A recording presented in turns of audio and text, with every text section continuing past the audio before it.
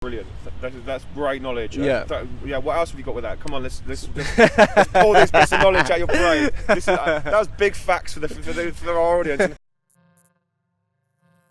Cool. So we're here at ADE. I'm Grahame from Data Transmission, and I'm with Disciples.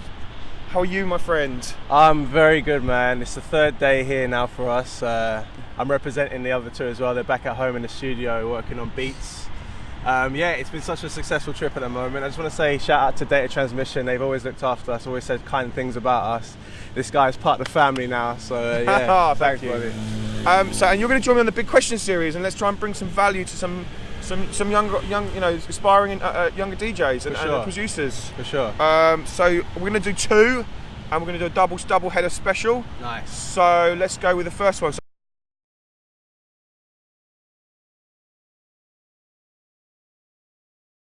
How do you? What's the best way to overcome overthinking and achieve more consistency? How to overcome overthinking. That is something that is going to be inevitable, especially when you're creative. Your mind goes into so many different spaces and it's hard to organize yourselves. Consistency and overthinking kind of go hand in hand. What you got to do is just relax yourself. But one thing I take personally is if I'm producing, I always have to have energies in the room. This is like the number one trick, because the thing is with music, it's very, very fucking spiritual. It's not about you going to a 9 to 5, going to the studio trying to get the most done and going home. You need to find some sort of energy. It doesn't even have to be another musician in the room. There's been plenty of times where I've had my friends in the room just sitting in the background, and you can feed off of their energy as you're producing.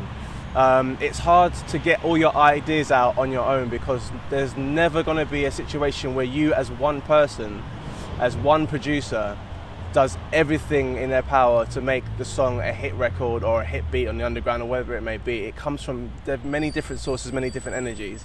I'm just so lucky to have Disciples. When we produce in the room, it's very, very much about bouncing ideas off of each other. I mean, I've tried to produce on my own, and for me, I don't get the best energy out. I need Luke in the room, I need Gavin in the room. Gavin will fling me a beat idea, Luke will fling me a vocal idea. I'll take that, I'll mix it up into Logic, and we'll switch it up, and that's how we produce music. It's many, many different happy accidents.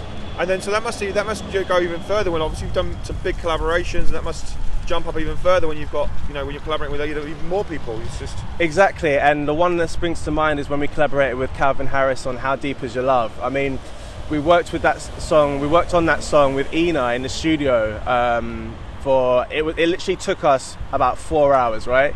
And it was such a beautiful record, and we knew it was finished but not finished.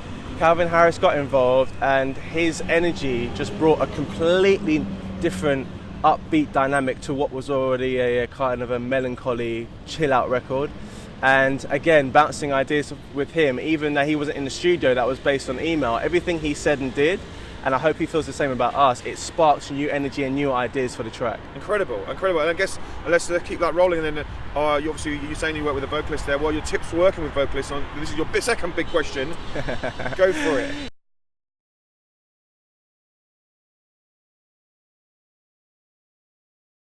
Tips for working with vocalists. Well, I'm a vocalist myself, so how I got myself to sound good is just by doing a million takes and listening back to them and trying to better them. What I would suggest, if you're working with vocalists, there's two things. Make sure you're recording them properly through a preamp. It's something I use a Focusrite and a Neve compressor before it even touches the box. So what happens there is that you have great compression on the vocal even before it gets sent off to mix and master. This is brilliant.